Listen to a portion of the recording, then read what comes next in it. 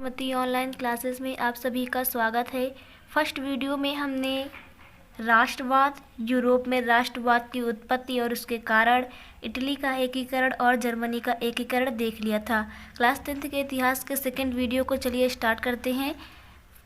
पहला हमारा विषय है आज का फ्रांसीसी क्रांति और राष्ट्र का विचार कैसे हुआ। तो पहला इसमें पॉइंट बनता है, फ्रांसीसी क्रांति की शुरुआत सन 1789 ईस्वी में हुई थी। फ्रांसीसी क्रांति की शुरुआत कब हुई थी? सन 1789 ईस्वी में हुई थी। फ्रांसीसी क्रांति के क्रांतिकारी क्या चाहते थे? राजतंत्र को हटा करके प्रजातंत्र बनाना चाहते थे। फ्रांस में उस समय निरंकुश शासक था, तो वो राजतंत्र को हटा करके, राजा के जो तंत्र को हटा करके प्रजातंत्र लाना चाहते थे, लोगों का शासन बनाना चाहते थे। नेक्स्ट पॉइंट है हमारा, स्कूल या छात्रों के लिए फ्रांसीसी क्रांति में जो क्रांतिकारी थे क्या चाहते थे और उन्होंने क्या किया, वो वर्णन हम लोग कर रहे हैं। स्कूल या छात्रों के लिए एक क्लब, जिसका क्या नाम था? जैकोबिन क्लब की स्थापना की गई थी। फ्रांसीसी क्रांतिकारियों के द्वारा स्कूल या छात्रों के लिए एक क्लब बनाया गया, जिसका क्या नाम था? Jacobin club. नेक्स्ट है हमारा पॉइंट, फ्रेंच की भाषा को राष्ट्रभाषा घोषित किया जाए। ये क्रांतिकारी चाहते थे कि जो फ्रेंच की भाषा है उसे ही क्या किया जाए? राष्ट्रभाषा घोषित किया जाए। नेक्स्ट है हमारा, भार तथा मापन को समान करके एक व्यवस्था स्थापित की गई। इसके पहले क्या था? फ्रांस में 1 किलो को 900 ग्राम मानता था, कोई 1 किलो को 800 ग्राम मानता था, कोई 1 किलो को 960 ग्राम मानता था। तो वहाँ पर जो मापन की व्यवस्था है उसे एक समान कर दी गई। मापन की व्यवस्था क्या कर दी गई? एक समान कर दी गई। अगला है हमारा, आंतरिक आयात निर्यात शुल्क समाप्त कर दिया गया।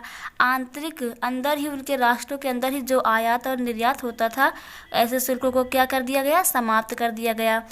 तो फिर इन क्रांतिकारियों में हुआ क्या कि कुछ बातों को लेकर मतभेद होने लगा धीरे धीरे। तो जिसका फ़ायदा उठाया नेपोलियन ने। किसने उठाया था? नेपोलियन ने। तो चलिए बात करते हैं नेपोलियन की। नेपोलियन बोनापार्ट पूरा नाम था इसका। नेपोलियन का शासन, नेपोलियन जो है सन 1799 में आया था। फ्रांस की क्रांति 1789 में हुई थी। उसके बाद 10 साल तक वहाँ क्रांतिकारियों का शासन रहा। इसी क्रांति के बाद 1799 में नेपोलियन आया। 1799 में कौन आया? नेपोलियन। और 1799 से 1815 तक नेपोलियन का शासन रहा। नेपोलियन ने सन 1804 ईस्वी में एक संहिता लाया था। नेपोलियन ने क्या किया था? 1804 में एक संहिता लाया था। जब नेपोलियन ने फ्रांस पर अपना शासन चलाया तो उसने क्या किया? प्रजातंत्र को हटा करके राजतंत्र ले आया। क्या ले आया? राजतंत्र। राजतंत्र का मतलब होता है राजा का शासन। तो नेपोलियन जब आया तो उसने प्रजातंत्र को हटा करके क्या कर दिया? राजतंत्र कर दिया। अब देखते हैं 1804 ईस्वी की नागरिक संहिता जो नेपोलियन लाया था, उसमें क्या क्या बातें की गई थी। उसमें पहला था, कानून के समक्ष सभी को बराबरी का हक दिया गया। जो नेपोलियन की नागरिक संहिता थी, इसके अनुसार जो कानून था उसके समक्ष सभी नागरिकों को, कानून के समक्ष सभी नागरिकों को बराबरी का हक दिया गया। दूसरा है हमारा, सामंती व्यवस्था को समाप्त कर दिया गया। सामंती व्यवस्था का मतलब है कि जो अमीर लोग होते थे, गरीब लोग उनके लिए काम किया करते थे, उन्हें कम करना ही होता था, तो इस व्यवस्था को समाप्त कर दिया।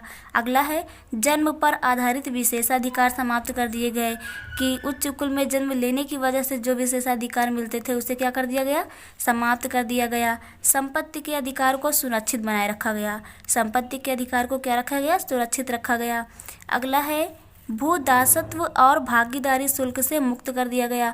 भूदासत्व यानी जो खेत में काम करने वाले थे या भागीदारी जो निभाने वाले थे उनको शुल्क लगता था, तो उसे समाप्त कर दिया गया।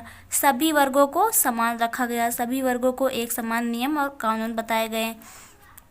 अब नेपोलियन ने सारे अच्छे काम ही नहीं किए हैं, नेपोलियन के कुछ अन्य भी कार्य हैं। चलिए देखते हैं नेपोलियन की शासन की सीमांताएँ क्या थी। तो उसने कर बढ़ा दिए थे। नेपोलियन ने क्या किया था? कर बढ़ा दिए थे लोगों को जबरन फ्रांस की सेनाओं में भरा जाने लगा। नेपोलियन जबरन फ्रांस के लोगों को सेना में भरने लगा था। सेंसरशिप लगा दिया था उसने। सेंसरशिप का अर्थ होता है कि नेपोलियन के बारे में कोई कुछ लिख नहीं सकता, कोई कुछ पेंटिंग वगैरह कुछ बना नहीं सकता, तो इसे कहते हैं सेंसरशिप लगा देना। उसके बाद यूरोप में राष्ट्रवाद का निर्माण कैसे हुआ। इसके पहले हम लोग कुछ समझते हैं कि निरंकुशवाद क्या होता है। चलिए देखते हैं निरंकुशवाद क्या होता है। ऐसी सरकार या शासन की व्यवस्था जिसमें सत्ता पर किसी प्रकार का कोई अंकुश नहीं होता है। निरंकुश का मतलब जिस पे अंकुश न लगाया जा सके, तो यहाँ पर सरकार या सत्ता की बात की जा रही है। ऐसी सरकार या शासन व्यवस्था जिसमें सत्ता पर किसी प्रकार का कोई अंकुश नहीं लगाया जा सकता है, या फिर जो राजा अत्यंत कठोर और दमनकारी होता है, तो उसके राज्य को हम लोग क्या बोलते हैं? निरंकुशवाद कहते हैं। ये आप लोगों को पॉइंट क्लियर हो गया होगा। इस तरह के प्रश्न 2 नंबर में पूछे जाते हैं। अगला हमारा है नारीवाद। क्या है नारीवाद? स्त्री पुरुषों की सामाजिक, आर्थिक एवं राजनीतिक सोच के आधार पर महिलाओं का अधिकार। स्त्री पुरुषों की किस पे? सामाजिक, आर्थिक, राजनीतिक सोच के आधार पर जो महिलाओं को अधिकार दिए गए हैं, इसे ही हम लोग क्या कहते हैं? नारीवाद कहते हैं। इसके पहले क्या था? जब नारीवाद नहीं था तो महिलाओं के सीमित अधिकार थे। नारीवाद के जरिए महिलाओं को कई सारे अधिकार दिए गए, तो इसे कहते हैं नारीवाद। यहाँ से एक प्रश्न बनता है कि नारीवाद की स्थापना किसने की है? चलिए देखते हैं। लुईने ऑटो पीटर्स। किसने? लुईने ऑटो पीटर्स, ये एक महिला थी, इन्होंने नारीवाद की स्थापना की। तो 1 नंबर में पूछा जाता है नारीवाद की स्थापना किसने की है? लुईने ऑटो पीटर्स। तो ये आप लोगों को क्लियर हो गया होगा। इसके आगे का हम लोग नेक्स्ट वीडियो में देखेंगे। Thank you.